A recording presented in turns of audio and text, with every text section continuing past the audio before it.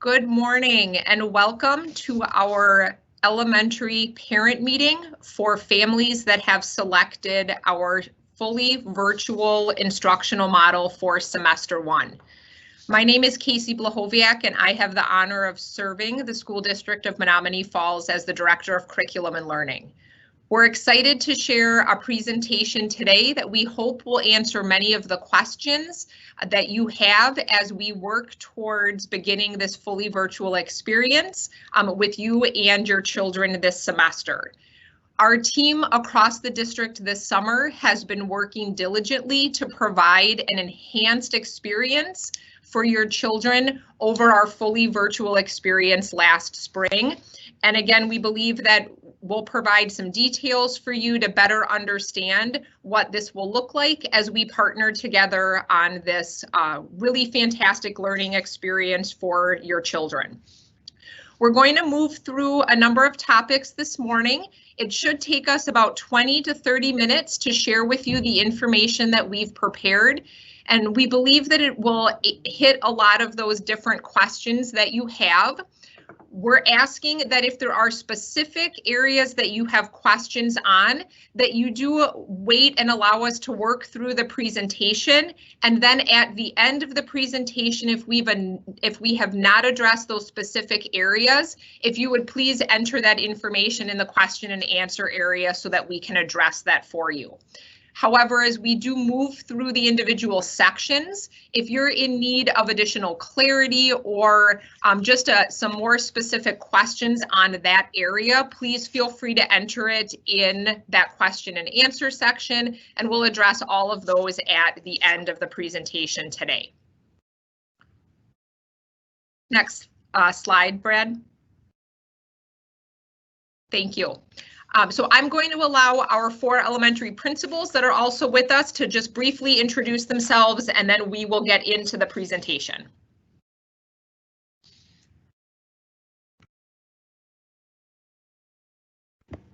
Hello, I'm Carlene Hansen. I'm the principal of Ben Franklin Elementary, and we have K4 through 2nd graders here at our school. And good morning, my name is Brad Hoffman. I'm the principal at Shady Lane, our other 4K through 2nd grade school. Good morning, I am Tina Posnanski. I'm the principal at Valley View Elementary School. We are a 3rd through 5th grade school, and we are the partner school to Shady Lane.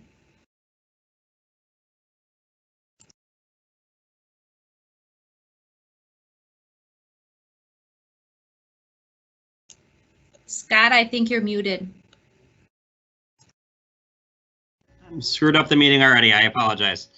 Scott Walter, home. We are the home of the Riverside Rockets.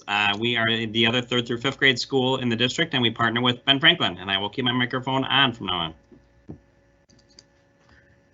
All right, thanks, team. So we have a small number of topics, but we'll go as deep as we can with you this morning to help you get a clearer vision of our fully virtual learning instructional design. We're going to walk through the elementary assessment conferences, which are planned for the end of next week. We're going to walk through some information that'll help you and us partner on starting the school year on a great foot for your children and their learning. We've planned some parent supports for you to support your child and for us to work together this year. And then again, we'll go into that question and answer section. So I will turn it over to Mr. Walter to work through the first section. All right, thank you, Casey. So we were going to talk first, as Casey said, about how that instructional design is going to look like and what format that's going to take in a fully virtual program. The first thing to know is that it is taught by our own district teachers.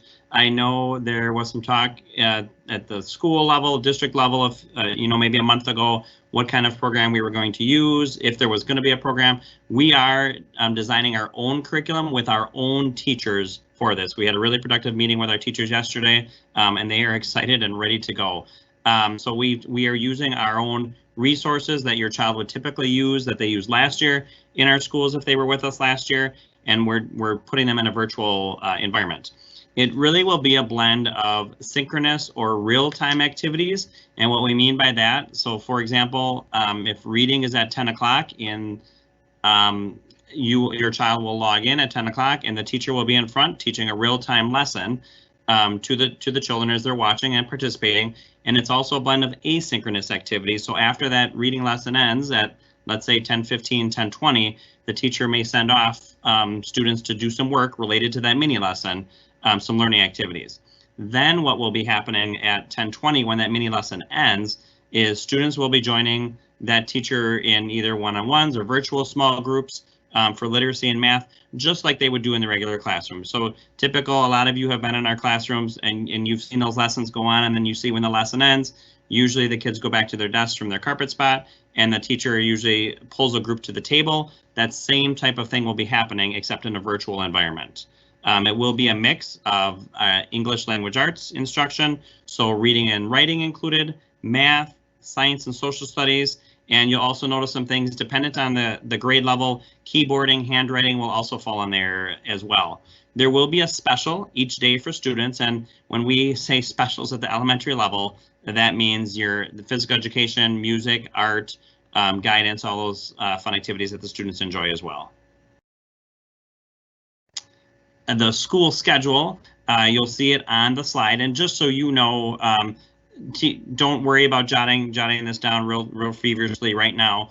The teachers will come back to you with kind of the schedule for the day and how that's going to look, but we wanted to give you some of the times today. We will follow the regular school day, the regular school schedule. So you see we did write these times on here. 4K is obviously a little bit different schedule, but 5K through 5th grade will be full day, obviously, and we will still be operating as a district in the early release model on Wednesdays. So Wednesdays will still end early 2:30 in a virtual environment as well, because our teachers will be collaborating with their colleagues in school as well at that time. So I guess the bullet does say that, but you will get a daily schedule from your child's teacher, and we want to make sure, although the kids are in a virtual environment, we're really cognizant that they could return to a second semester.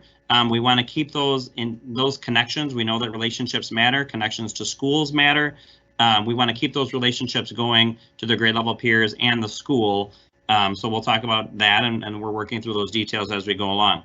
One thing to note here as you think about your child's classroom is it most likely will be taught by a teacher from your child's typical homeschool, but won't be always the case. Some grade levels, depending on the way the sectioning and the class numbers fell, they may be taught by a teacher from a different school. However, they are all School District of Menominee Falls teachers, no matter what. There may also be a blend of a class with maybe some Riverside students and some Valley View students blended together as well. This is where I will be honest with you, take a deep breath, because I know sometimes technology is a little bit hairy, and I know when I talk about products like Google Classroom, Seesaw, Google Meet, sometimes we just need to take a deep breath, but I'm going to remind you what Casey said at the beginning.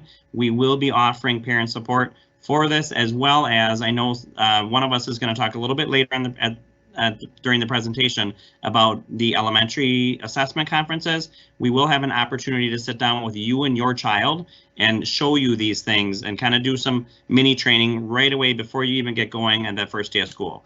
So the platform that we'll be using mostly, you'll see it'll be a mix of Google Classroom with Seesaw integrated into that. Seesaw is a portfolio product. It allows teachers to capture their voice recordings or capture pictures and send that back to the teacher to capture actual products, so the teacher can see more of what the student is doing at home.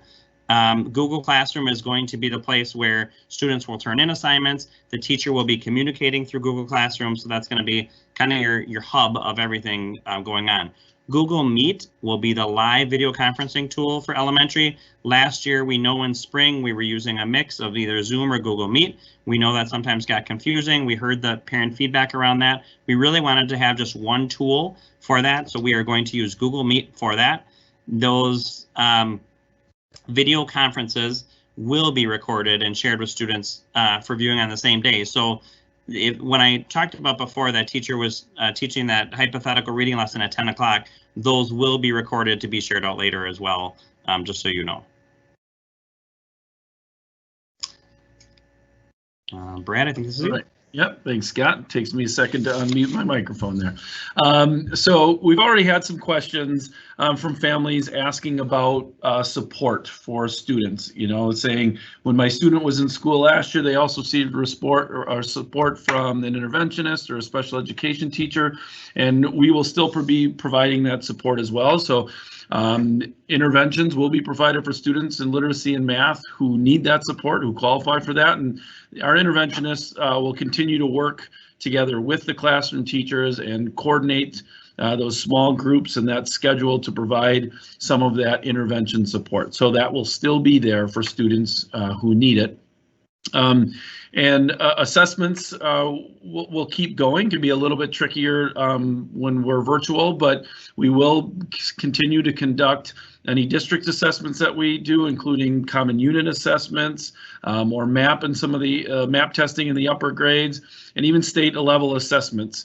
As you know, that the state of education right now is a bit in flux as the state is dealing with the pandemic and offering different options. We don't know what the future of our state assessing is going to be, but if state assessing does occur, as it has in years past, all of our virtual students will participate in that as well. And as that time comes up, we'll coordinate those details and provide the support for doing that virtually as well. And because our students are still enrolled in our schools, they're still in 1st grade or 4th grade, still learning from their teachers and being assessed, report cards will be completed as well. You'll receive a report card just as you would have in any other school year, whether you're in school or learning virtually. So another question coming up about student support is our students with disabilities who have an individualized education plan, or what we call an IEP.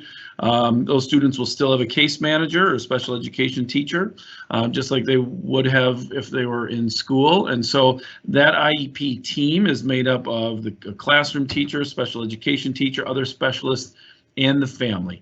So your families will be involved. We'll review the IEP as it is written now, and then make adjustments because some things will change. The way that we support students when they're physically in school and the way we would support them if they were tuning in virtually from home and learning that way will be different. And we will make sure that we are meeting individual student needs, hence the name of an individualized education plan. So, and we do have a few students with what's called a 504 plan as well that provides supports and accommodations for students. Those 504s are still in play. And again, the case manager of that 504 will be reaching out to families to make sure any of that support that applies is still in play during our virtual learning time.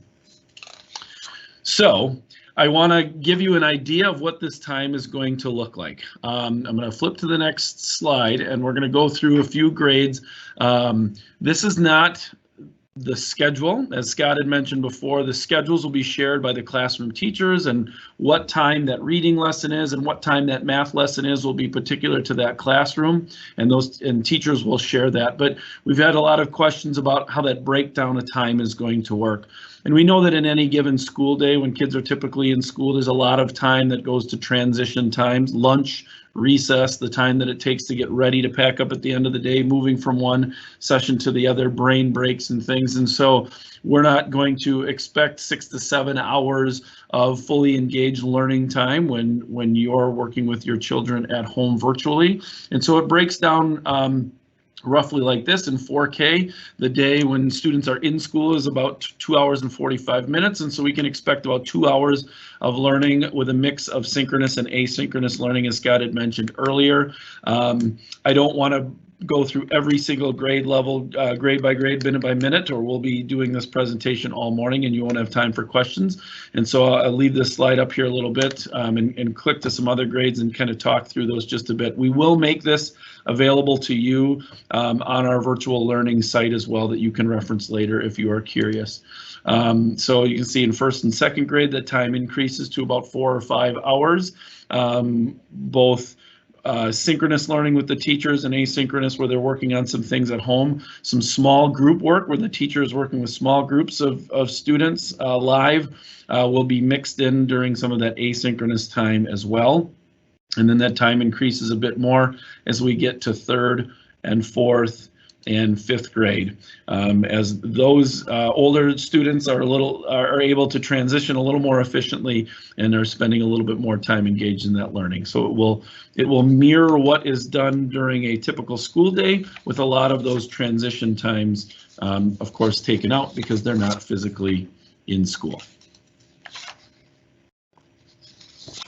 Okay, I'm going to talk to you about our elementary assessment conferences. In the past, we've held those, and you would come to school, your child would come to school and meet with the teachers, and we are doing those again this year. It's more important than ever to get that relationship built with your child right off the bat with that virtual teacher. Brad, if you want to move it to the next one. We ask that only one parent come for that session, and in the past, your session may have been scheduled for a shorter amount of time, but this year we would like to get a few more things accomplished during that time, along with really building that strong relationship so that your child can see the teacher face to face and connect as they can start the year off strong. So we have scheduled 45 minutes, and they run over the 4 days. So in the letter that you get from your school this week, it will have a link for you to sign up for a time during these sessions. And we hope that you can come in person. We will set it up so that it's a safe protocol, getting you and your child into the building and into the classroom with this teacher. And it will give us a chance to do some of those assessments that would be much more practical to do face-to-face than through the virtual aspect. We would give the Chromebooks out. It's a chance for us to, as Scott was telling you before, get you familiar with some of those different tools that we will be using, such as Google Meet and Seesaw, and there might be some materials to hand out. But as I said, just really the key is that will be a great time for your child to meet the teacher. If that's something that you're not quite comfortable with coming in person into the building, we can accommodate that, and so we'd ask you to send a communication to us letting us know that you'd prefer to do it that way. So that, as I said, that teacher assignment letter is going out this week. There'll be a link in there that you can use to sign that up. And if you have small children, we ask that you make other arrangements then, and just that one adult come with your child. So we hope that you'll be able to attend those 2 next week and 2 the following week. All right, we are now going to talk a little bit about the start of the school year. So the first day for the fully virtual instruction will occur on Thursday, September 3rd.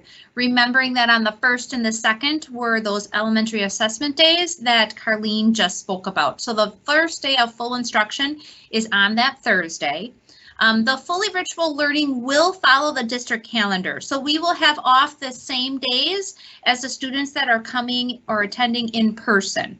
So you'll still want to follow the 2020-21 school year for our days that we have off and when breaks are and things like that. And when you're thinking about where you're going to be setting up your child at home, we wanted to give just a few tips about the learning environment that will really help support your child so that they are successful. The first one is technology and access. So we will be providing all 1st through 5th graders a Chromebook that will be individually checked out to them at their elementary assessment days. If your child is in 4K or 5K and do not have access to a electronic device, then you'll need to contact your principal so that way we can set something up and provide you with something, whether it'll be a Chromebook or an iPad. That will depend upon the age and things like that. When we talk about access, you're going to want to think about where the child is. They will want to be close to a electric outlet, so that way if their Chromebook needs to be recharged, they have a place to plug it in. And then also you'll want to think about if there's more than one person in the building who might be on video calls or video conferencing, that they are separated. Because if they're all in one area, sometimes they can be distracting to one another, or there can be an echo or things like that. So you'll want to separate students in different areas. You'll want to make sure that it's a distraction-free environment, and really think about when your child is on the camera, what those backgrounds are. So that way we can help with not distracting others when they are joining the video call as well. And then also limiting, when they're on the video call, animals and stuffed animals and toys and things like that. When they're joining for those video conferencing, they're there to learn just like when they are in school. The materials that you will need for the lessons will be provided by the school. So you will receive some tactile materials like some manipulatives, and this really depends upon the age. But all students will also be receiving possibly some reading materials, some math workbooks and things like that, and you will get those during the elementary assessment days. There may be times throughout the semester that you will need to come to pick up or exchange other materials, and your teacher will let you know more about that as the semester continues. When we're talking about the school year, one thing that always comes up is attendance, and we will be taking attendance for all fully virtual students. So your student will be considered present if they are logging into that daily synchronous instruction. I know we already had one question about a parent who asked, if I happen to be in a work meeting at the same time they're supposed to be online for a lesson, how do I handle that? And so on all of those individual circumstances, you will want to contact your principal so you can talk through that and set a plan, because we want to make sure that we get accurate attendance. If your child is unable to attend because they're ill, or you're going on a vacation, or a funeral, or anything else that comes up, you will want to follow your typical school procedures. So you would contact your school office to report those absences. Our attendance lines at each of the buildings are open 24/7. So if you have any other concerns or any, like I said, any special circumstance, just contact your school principal.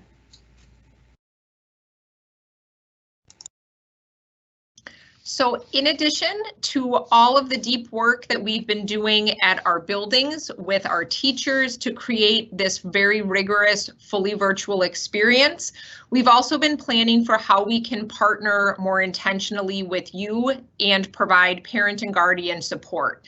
And we're really excited about this opportunity. Rather than looking at this as something that might be very difficult for us to connect, we really see it as a way for us to build upon the incredibly strong relationships that our teachers and our principals have with our families, really as true partners in their child's learning. And so to help you do that, we are planning support for you as really your child's learning coach, particularly focusing on the areas of literacy and math. And so we are in the process of developing some resources put together by our curriculum and content experts at the elementary level that are going to be shared with you as parents in terms of some printed resources and guides that you can use to support your child's learning when they're working asynchronously, and really you or another adult in the building is that learning guide next to them or with them. We're also designing some live sessions that will happen very early this fall for you to see some insights into how a teacher might approach a learning situation with a child in literacy and with a child in math, and really get to kind of dig into the brain of a teacher about the questions that they would ask or information that they would look for in terms of a child's learning to know what their next steps are. So we're very excited to be able to offer that to you, and as we finalize those details in the upcoming days, we'll be sharing that information out with you as families, but we wanted to let you know it was in the works. Another thing to think about in terms of your role as a parent, you've heard us talk throughout this morning's presentation about the live video conferencing that will be offered to your children in this fully virtual model. And as you think about your role in supporting your child in that learning, most likely from your home, we'd ask you to just keep in mind that that instruction that will be provided live is really designed for your child and the other students in the classroom. And we recognize that as you listen and work to support your child, that you may have specific questions about how to do that. We ask that you not use the live video conference time as an adult-centered conversation, but reach out to the child's teacher via email or reach out to these learning coaches that will be identified for you to be able to help support you and address those questions that you might have. And then we ask that you also think about this very similar to maybe visiting your child's physical classroom. Your role there, of course, is to provide the support that's necessary for your child. And we're just confident in all of our ability to do this really well as we move forward with this fully virtual option for them. So as you think about that, and I'm sure you're deep into that planning in your families of maybe where your child's learning environment will be and how you're going to navigate that schedule at home. And we know that all of those pieces will come in place for you. We ask you to also think about your child as a learner. They're going to make mistakes. And this is a completely normal and appropriate part of learning. And as teachers, that is such incredibly important information for your child's teacher to gather because it helps them plan the next step in their learning. It helps teachers understand where students' thinking is moving in the right direction and where a teacher might need to adjust, provide some reteaching, engage your child perhaps in a different way with the particular content that they're learning about.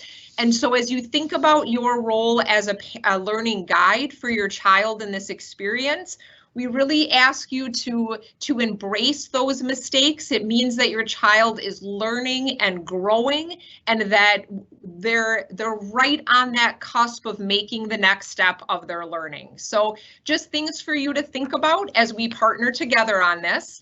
And then lastly, we, through those elementary assessment conferences, will be providing those early pieces for you around technology support. But we know that things may happen with your child's physical Chromebook, that you may have a challenge with logging on to Dreambox. And so we are, again, working with our fantastic tech team in the district to make sure that families know who to contact. And that will all be information that is shared with you early in the year so that you can access that as needed, so that we can ensure a really great experience for both you and your children. So with that, we're going to take some questions and answers. So we had a couple come in throughout the presentation. So if there was something particular that you were hoping we would address that we did not, or something that you would like some additional clarity around, please feel free to enter that in the question area. One of the questions that came in, and I think, Scott, I'll read the question and then turn it over to you. It looks like there was a question about MAP testing, whether that's going to be done virtually or in school.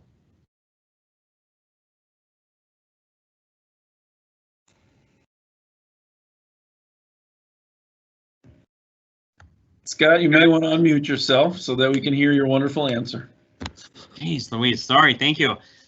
That is one of the things that we are working through, even for our students that are in-person instruction, when our MAP testing window is going to be. Typically that happens right away, the first, second week of school. We know that we're not going to have students do that right away. In terms of the timeline, in terms of where, we realize that we have to, that's a process that we need to work through, but we wouldn't have kids come in to take that MAP test into the district, but we would figure out how we can assess kids, and if we can't use the MAP test, what other types of information do we need and what other product can help us? All right, so I see a question that asks about what about second semester? What if we decide that they want to return to in-school learning? How will virtual students be placed into classrooms? And a lot of that is yet to be determined. We've known that we could not afford to have students bumping in and out of classes throughout the weeks, and having classes balloon to 28 and sink to 18 as parents make adjustments. And so we did ask for a commitment from families for the first semester, and you know that, and that's what you're referring to as well. When we get closer to second semester, we're going to have to reevaluate. We'll reevaluate the state of the pandemic. We'll reevaluate health recommendations, and really have to see what our offerings are for that.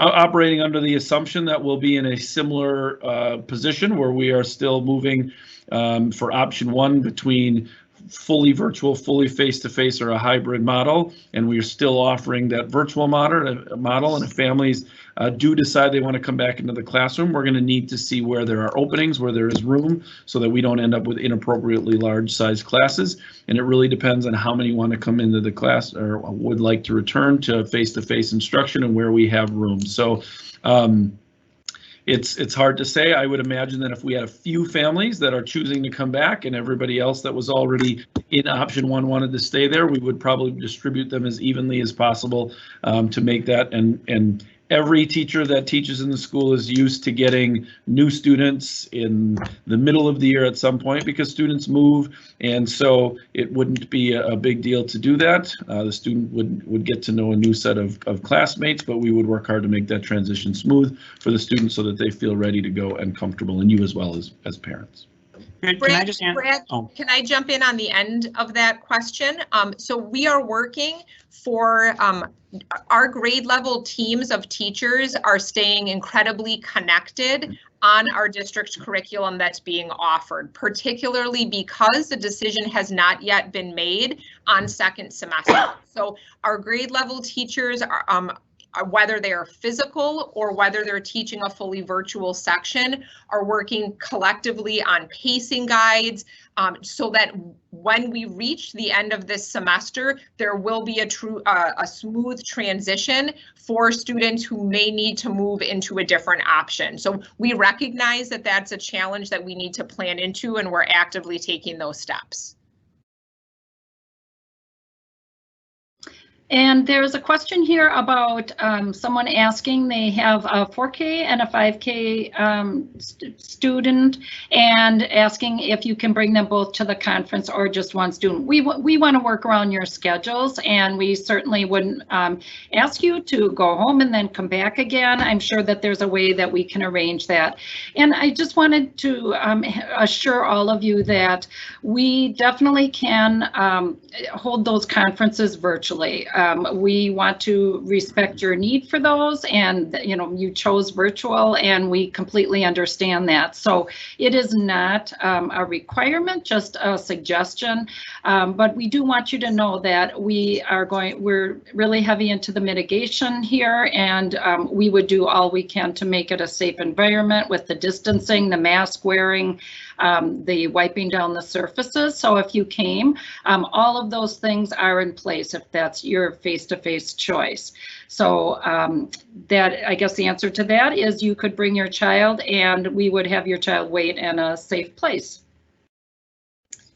So I'm just going to take two, because the first one is very quick. One of the questions was asking if you purchased one of the school boxes or the school supply boxes, will you have, how do you pick them up? We will have those for you at your elementary assessment days. So when you come in for that, you can pick up those supply boxes. And then likewise, there was a question about what are the non-all virtual, so our in-person students doing on the September 1st and September 2nd. So our students that are in person, they are all divided into two groups. There's a group A, which has half of the kids, and a group B, which has the second half of the kids. The first half of the kids will be coming to school on September 1st and 2nd, and they will be learning about the different mitigation procedures that we have throughout the building, and then also just some safety procedures and things in their classroom, and a little bit about technology. And then it will be flip-flopped. So then on the Thursday and Friday, the other group will be attending and going through those same things. So there will be really no new instruction based on, or very limited based on academics, but it'll be more about procedural type things. So that's what our in-person students will be working on during that first week. I can jump in, team, and answer. There was a question on the percentage of students that did enroll in the fully virtual option. Across our district, we had 22% of our students make this selection, or their families make this selection for them. In terms of how that broke down at our elementary buildings, 4K through 2nd grade buildings had 21% of their students select that. And then in our 3rd through 5th grade buildings, very similar percent there, 21% of our students at those levels made this, or their families made that selection for their learning. Right. All right, I can take a couple. All right. I just wanted to clarify something, or just to add on to what Brad said, because there were some questions about, what'll happen second semester, and Brad talked about how students, if they come back to in-person, how they might be redistributed and how we have to look at classes. But there was another question in here related, but the opposite end. Would their virtual teacher be the same if they go to school in person second semester? I can't say for sure how it's going to depend on where the numbers fall, but we know obviously we wouldn't be switching lots of groups of kids around. We know that students would benefit from having that same consistent teacher all year long. However, if there would be a situation where that teacher has 20 kids right now in their virtual class and 15 come back to school, that would only leave 5 left to be in that virtual classroom, which wouldn't be enough for one teacher. So then we might have to do some shuffling there. So, but our intent is to keep, if we would have virtual instruction second semester, we would, we know that kids benefit from having the same teacher all year long. Okay, I can answer a question. There are a few questions related to the class assignments, and we know that it's of utmost importance that students get their individual needs addressed and quality support from teachers. So because of the way that the numbers came in, it necessitated us looking at a good distribution for the students across the buildings. So for example, at 1st grade, we looked at the total number of students who enrolled, and we wanted to have a good class size for students. And so it may, and I know we shared this in the presentation, but just to clarify that a little bit with an example, it may turn out that at you're usually a Ben Franklin student, and we still think of you that way. You're important to us, but because of the way that the numbers fell, we wanted you to be in a good class size, not a class size of 39. So staffing needs required us to distribute the students in a good balance. So you may have a teacher who is at Shady Lane, and that is just for this purpose of this virtual time that you're together, but you're still part of your homeschool and will receive communications from both of those buildings. So the next question that I had noticed was there was a question about the schedule. And will the schedule be similar daily? Yes, that is the purpose of why the teacher will be sending out a schedule. So if reading time is always at 10 o'clock, that lesson will always be at 10 o'clock.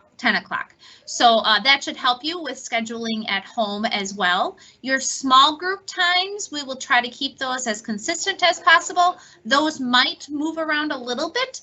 However, like I said, we will try to keep those as consistent as possible. Sometimes small groups change. They're flexible. You're not always with the same small group of kids. So, the same 2 or 3 kids do not stay the same even all month long. So some of those might be changing, but we'll try to stay as consistent as possible. Team, I can jump in and answer a couple of them that have come in here as well. There was a great question asked, what happens if the entire district goes virtual, and how does my child's plan change? If you have selected the fully virtual option for your child for semester 1, Your plan will remain exactly the same throughout the course of the semester. Your child's teacher will remain the same. The schedule will remain the same. We will be working with students who have made the option to remain in the hybrid, face-to-face, potentially virtual, if that's the route that the health metrics would indicate we need to move. Those students would transition through those instructional models as needed, but your child, you can rest assured throughout semester 1, will stay with that teacher with the plan that's been put in place from the very beginning of the year. There was also a question in terms of specials. What are those going to look like? How are they going to be taught? We are currently in the process of finalizing building schedules at each of our 4 elementary schools, and we are working based on those schedules to determine the proportion of those specials that would be taught synchronously or live and asynchronously or recorded for you to access with your child and support those learning activities at home. So we thank you for your patience and grace with us as we finalize those building schedules and continue to put those pieces together. But that will be shared out with you prior to the start of the school year. And I thought there was one more team that I was going to grab, but I'll let someone jump in if they have one they wanted to address. I can jump in on a couple. There's a couple here. Are fully virtual students required to purchase supplies? So yes, I would go by our supply. I'm going to kind of say yes, but I want to explain a little bit too. I would go by the supply list that we have on our back to school tab on all of our web pages. And part of the reason for that is we don't know what's going to happen second semester, as Casey kind of alluded to, so students may be back fully in person, but also our teachers are Menominee Falls School District teachers. They are teaching the same lessons, so they are making the assumption that you would have the supplies on that list. However, what I will say is I will make the same comment that I did in the hybrid presentation the other night. I know sometimes in the supply list it might say 24 pencils. Are we going to use 24 pencils the first month of school? No. So it's not, we told those parents it's not necessary to send all those in right away. I don't think you need to rush out and buy 5 folders and 24 pencils and 2 packs of loose leaf paper. I think those are things you can find as needed. But I would start off with the basic supplies that are on that list. The other question that's on here that I could take real simply, it says, do the letters that have been sent home specify who the virtual teachers are for each grade?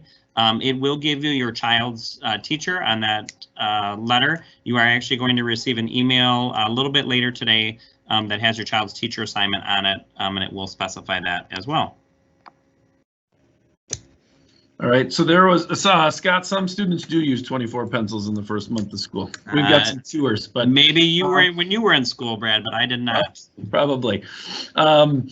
Anyways, there was a question on here, somebody stating that there was a single parent and worked first shift and was asking about teaching their student at night. And I don't want to get into every specific scenario, and you can work with your child's teacher on some specific needs, but I'll answer that generally, and that this is not a homeschool situation where parents are unenrolling their students from school and then providing all that instruction.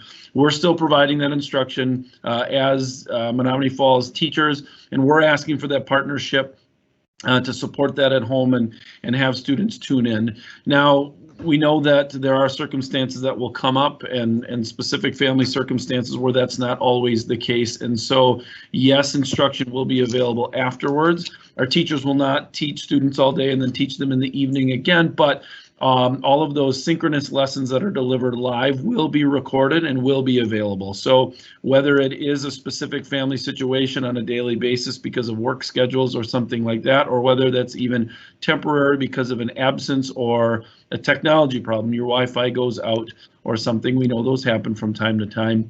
Those lessons will be available later that day and will be able to be accessed at that time as well. Okay, I'll take a couple of questions here that I think can be answered quickly. If you are a 4K or 5K parent and you need a device, you can contact, work through your teacher, your virtual teacher, and let us know that need, and we will support you on that. And or you can contact the principal. There were also a couple of questions about an advanced child and meeting those needs. We are still going to support our teachers. It's not like that one teacher you're connecting with through the virtual opportunity is the only teacher. Those teachers are still staying connected strongly to their teams at school and working on pace with the other teachers here, and also consulting and thinking of strategies to support students continuously. We also have curriculum support. So for example, if your child is strong in math, that virtual teacher would be reaching out to our math specialist and getting ideas to support your child at home. I am sure some of the small group reading sections that your teacher forms through Zoom sessions or different activities, those children will be grouped with other students at that same level. So I have great confidence that all individual needs will be addressed. I can jump in and answer one if you guys don't mind. So we had a question that asked us to talk a little bit more about our plans for connecting our students and families who selected this model to the school building. We want you to truly know that you and your student, although you've selected this model, we understand that that is a necessary selection for a number of our families. And so we worked very hard to provide what we really believe will be a rigorous learning experience for you. And you and your child are, of course, members of our schools and our districts. And so we talked yesterday, in fact, with our elementary teachers that have been assigned to teach these sections about how we can be very thoughtful and intentional about connecting your children not only to the particular building events. So if Mr. Hoffman is hosting a special event that he might be streaming into classrooms at Shady Lane, our virtual teachers will make sure that our students in the fully virtual sections have access to that so that they can join in all of those pieces. We even discussed with teachers yesterday opportunities for grade level classes, one that might be fully virtual and one that might be starting the year in hybrid, how we might be able to do some links between those classrooms. So please know that we value you as members of our school district community, and we understand that that connection is important, and we are planning into those connections for you and your student. And just to bounce a little bit off of that, Casey, I just want to be clear that no school will be having assemblies because we are not able to gather classrooms together. So if we are doing something like an assembly, it will be virtual, and all classes, even our in-person classes, will be joining that virtually. So that's why it's a real easy opportunity for our virtual students to join in that exact same virtual assembly. Likewise, there are no field trips as well. All of our field trips from all of our classes, even our in-person classes, are virtual for this first semester. So that's the same opportunities whether you're in person or virtual. The other question I was going to take was a little bit about the curriculum. So it said, how will the curriculum be for all of the various learning models? So our curriculums that we're using are also exactly the same. So whether you're in person or whether you're fully virtual, we are using all of the same curriculum. Our teachers will all be following the same pacing guides. So that means they're giving assessments for the unit right around that same time. So come at the end of the semester, if you would choose to come back in person, it should be a pretty smooth transition into that in person, because we will all be, whether you were in person or fully virtual, all be right around that same place in each of the curriculums.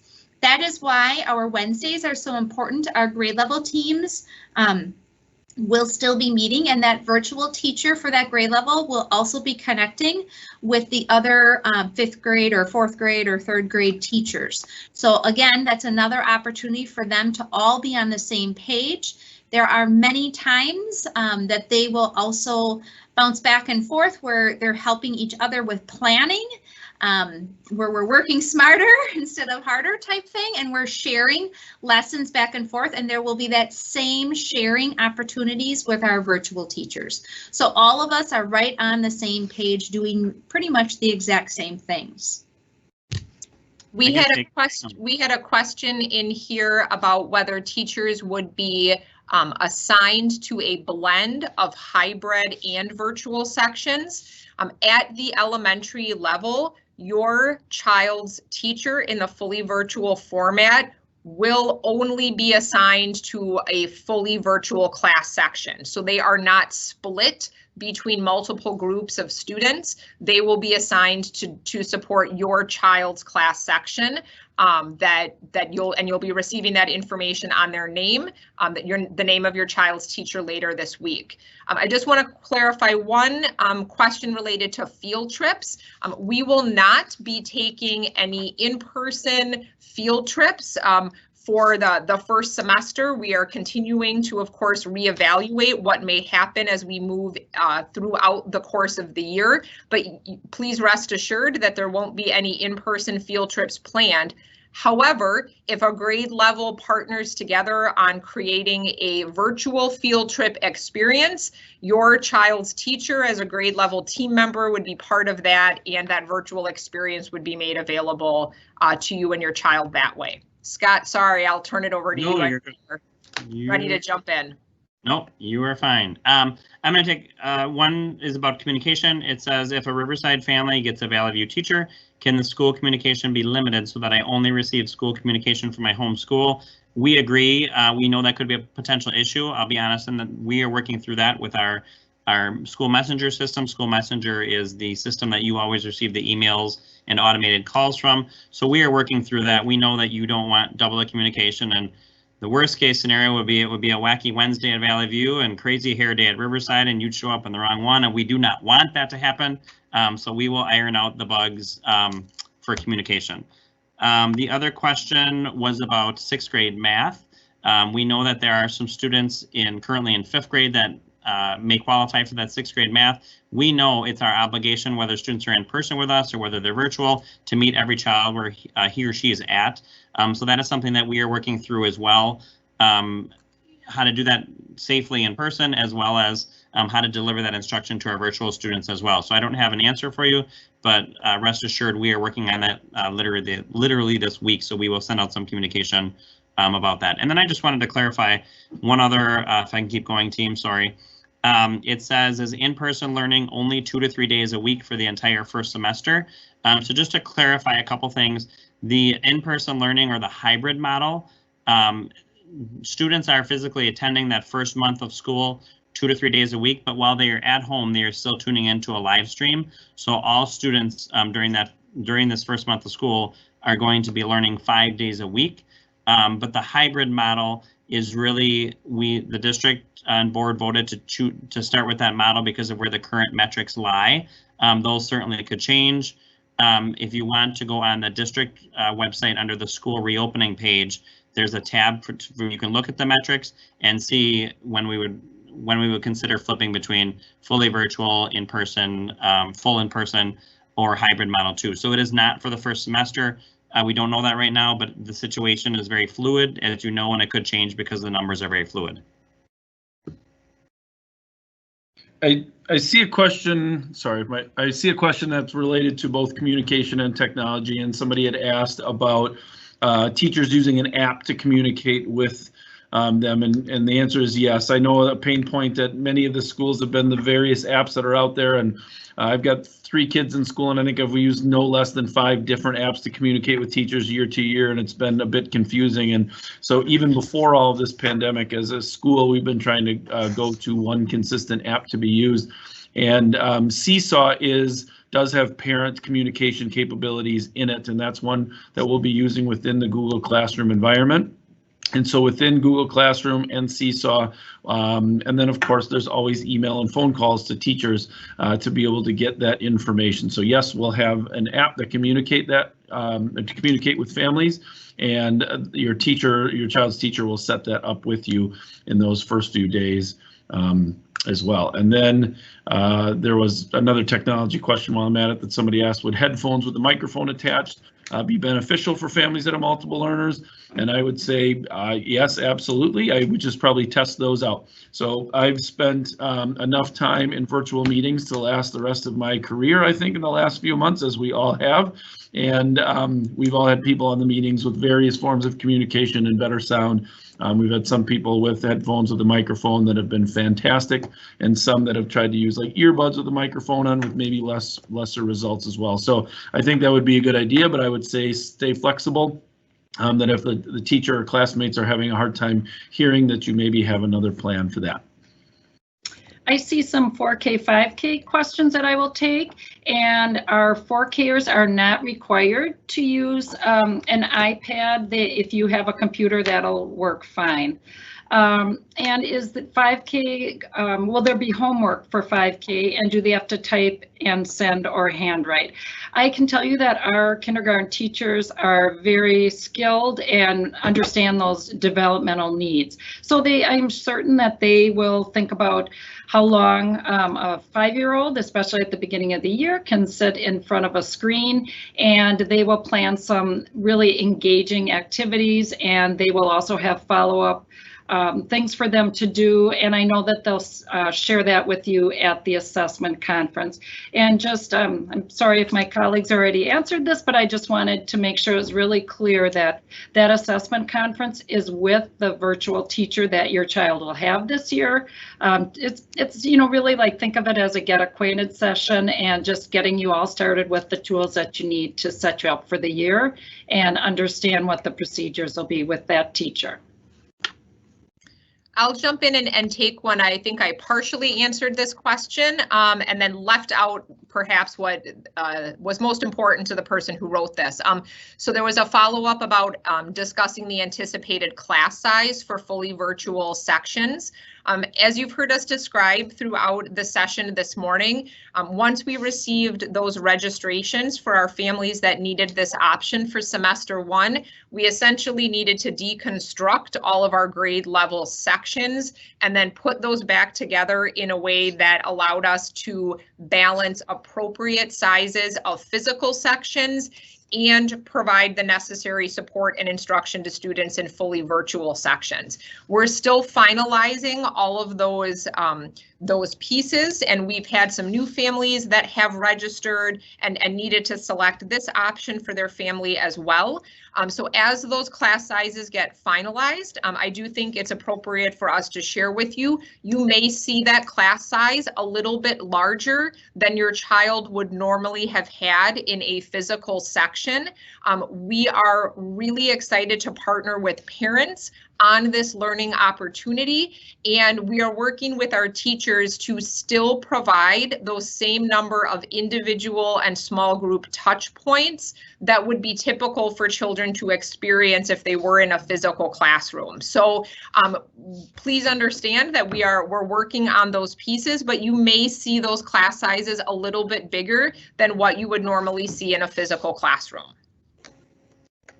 I just see two final questions. One question was if they are, joining in with another class or things like that we talked about, would this be through Google Meet? And yes, all of our video conferencing or all of our small group meetings would all be through Google Meet. That is the Google Suite is what we will be using.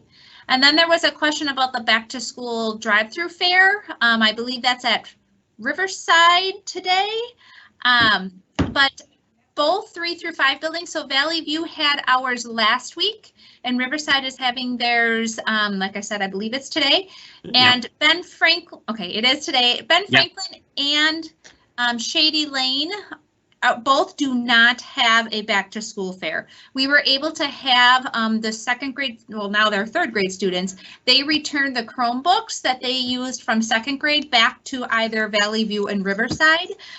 So we were able to do all of the other registrations online, or data verification or forms or things like that are all online. Therefore, Riverside and, no, not Riverside, Shady Lane and Ben Franklin did not have a drive-through back to school fair. So just one more quick thing to add, that I want to assure parents that last year when we had the closure, it was really important to families that students had those social connections. So please understand that the teachers get that, and that virtually they're going to do some fun things with your kids, just to have some fun too, to just talk and be kids together. So that's in their minds too.